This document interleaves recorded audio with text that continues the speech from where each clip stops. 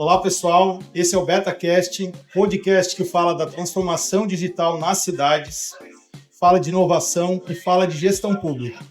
E hoje estamos recebendo aqui a Janete, vice-prefeita em Divinópolis. É uma honra, Janete, te receber aqui. E gostaria de entender contigo como você enxerga o papel da transformação digital na gestão pública hoje. Primeiro quero cumprimentar todos aqueles que nos virem aí pelos 4 cantos do Brasil, que é importante a gente sempre entender que a qualquer momento do dia o podcast tem essa vantagem, né? As pessoas podem ver e rever e tirar aquilo que de melhor proveito tem. Bom, hoje não tem como se falar de administração pública ou privada sem a gente pensar em tecnologia. É impossível. E os municípios, o serviço público, levou muito tempo para poder entender isso, para poder entender as transformações que são possíveis ser feitas com a utilização dos recursos adequados, armazenados de forma adequada dentro do setor público para poder ajudar na gestão. E, Janete, quais foram os desafios que o município de Divinópolis enfrentou ao adotar novas tecnologias na gestão pública? Nós entramos, o prefeito Gleides e eu, no mandato em 2021 e pegamos uma prefeitura que tinha um sistema anterior, que era um sistema que já estava na prefeitura há mais ou menos 20 anos e não muito diferente de vários municípios que ainda estão nessa condição, rodava de maneira ainda muito mecânica, bastante atrasada. Então, você lembra da pastinha verde, onde você leva para cada setor, chega a passar em 10 setores para poder ser aprovado um alvará, por exemplo? Era mais ou menos nesse sentido. Era o tempo da cartinha do IPTU ainda, onde você tem que mandar o carnezinho para a pessoa poder pagar dividido. É onde, às vezes, você precisa... Uma coisa simples, por exemplo, alguém que foi notificado pela limpeza de um lote e não fez o pagamento, não fez a limpeza, então vai gerar uma multa, mas você não consegue sequer fazer a entrega. Dependia-se do correio, endereços desatualizados, para dar alguns exemplos. Isso era a maneira como era feito em Divinópolis. Porém, tem a parte da tributação que é muito complicada, o sistema que é interligado, então nós temos sistema da saúde, educação, etc., além do que é ligado com o governo federal. Com isso, o sistema que a gente tinha até então não atendia e tinha de ter coragem de fazer. A maioria dos municípios prefere para não tirar o sistema, porque pode ser doído, porque leva um tempo nessa adequação, não fazer uma licitação para poder ter um termo de referência adequado para poder chegar naquilo que o município realmente precisa. E nós tivemos a coragem de fazer isso num ano eleitoral, 2023 para 2024. E nós tivemos, então, foram um estudo de mais de 18 tipos de sistema no Brasil. Fizemos um termo de referência técnico, estudado desde 2021 até 2023, para poder chegar no mais ideal possível, e fomos para a licitação.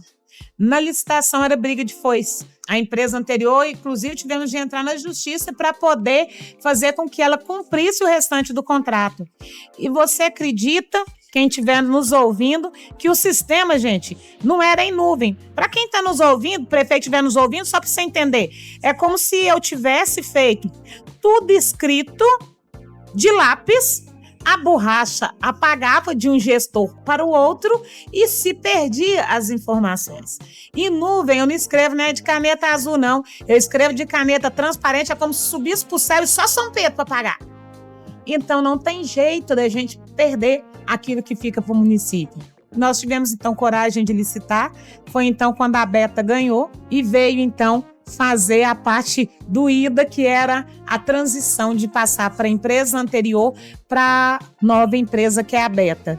E, assim, eu acho que a gente tem muita coisa boa para contar de como que foi feito esse processo, como que estiveram junto conosco e como que nós vencemos uma etapa difícil como essa de mudança de sistema em ano eleitoral e fomos reeleitos com quase 80% dos votos.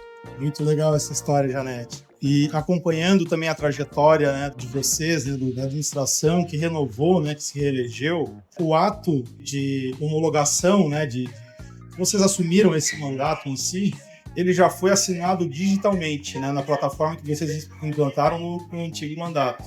Então tem um impacto também já de digitalização que já começa nesse próprio mandato especificamente, Mas eu gostaria de entender contigo quais as áreas que tu entendeu que teve mais impacto com a transformação digital que vocês iniciaram. Eu acredito que a Fazenda, em primeiro lugar, porque apesar que muitas pessoas não conseguem entender o que a Secretaria de Fazenda faz, ela simplesmente coordena as contas do município. Então, é quem paga dentro de uma casa, o gestor lá vai pagar a conta de água, luz, telefone, a mesma coisa a Fazenda vai fazer. Para poder fazer essa parte contábil, que tem que ser toda registrada e pronta para fiscalização, era como se a gente espalhasse um monte de documento no final do mês para poder ir conferindo aquilo manualmente para poder fechar as contas do mês. Hoje não, são processos todos digitalizados, zero papel. Os arquivos, salas e salas que a gente tinha de guardar de papel, hoje não existe mais, porque com a digitalização acabou esse número de papel. Economia real, por exemplo, de carnê de IPTU, que era mais ou menos 300 mil por ano, eliminou. O IPTU hoje chega por WhatsApp. Então, a Fazenda, ela eliminou várias coisas. Mas se você for fazer a característica também dentro da administração, no geral, não existe mais ofício. A Câmara, por exemplo, mandava todas as indicações de vereador, todos os requerimentos de vereador, tudo de forma online e as nossas respostas, tudo de forma manual e as nossas respostas de forma manual. Intercalou, hoje é tudo 100% digitalizado. A economia ambiental com isso e o Zero Papel, que é um dos programas que inclusive que Divinópolis foi premiada, que foi Papel Zero, que chama o nosso programa, hoje nós temos 99% de eliminação. Agora, uma coisa que todo mundo esquece de falar, nós eliminamos máquinas de xerox. O que era uma por sala é uma por andar. Por que uma por andar? Porque a gente não tem necessidade mais de fazer as impressões manuais, porque todas as documentações tramitam de forma online, as assinaturas digital. Prefeito assina centenas de documentos diários, secretários, dezenas de documentos diários. Todo mundo assina digitalmente. Isso permite que, por exemplo, eu e o prefeito estamos aqui na Marcha dos Prefeitos e estamos trabalhando da mesma forma que as assinaturas são digitais. Então, isso é uma evolução que a Prefeitura de Divinópolis fez. Eu acredito que todas as prefeituras, principalmente quem tem primeiro mandato agora, tem que se atentar. Eu sou realmente uma pessoa que vou atrás dos recursos digitais de cidades inteligentes, porque isso, o que isso aí realmente traz além da economia? Traz felicidade. Você ter na sua mão, no seu celular, a abertura de um protocolo, de uma poda de árvore, de um pedido, por exemplo, de vaga escolar, no seu carnê de IPTU, para saber se você tem algum problema, se tem alguma multa, tem alguma coisa pendente de prefeitura, sem ter que sair da sua casa e enfrentar a fila com o seu dedo digitando no celular, isso não tem preço, não. Isso é trazer felicidade e comodidade que um cidadão merece. É uma gestão muito eficiente, né?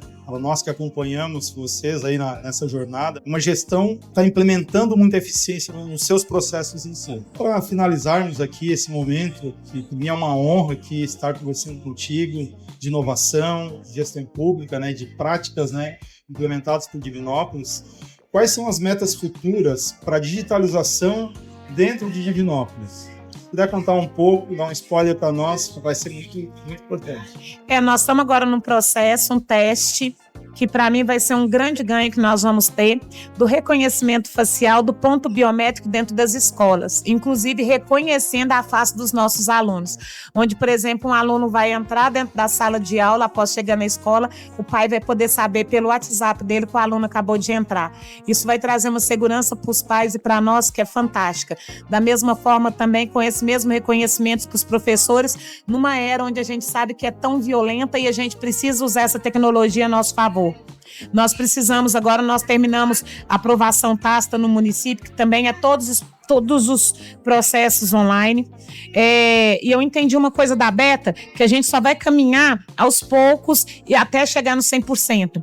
Porque muita gente acha que vocês fazem um sistema, e não é uma carteira de sistema em todas as secretarias.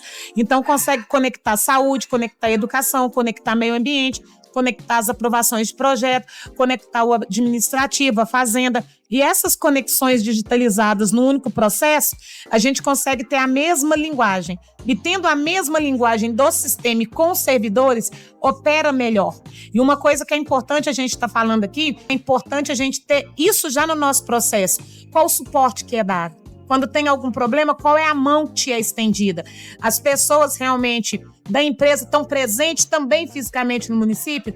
Tem treinamento para esses servidores? Esse é o processo que nós estamos continuando, que nós vamos continuar.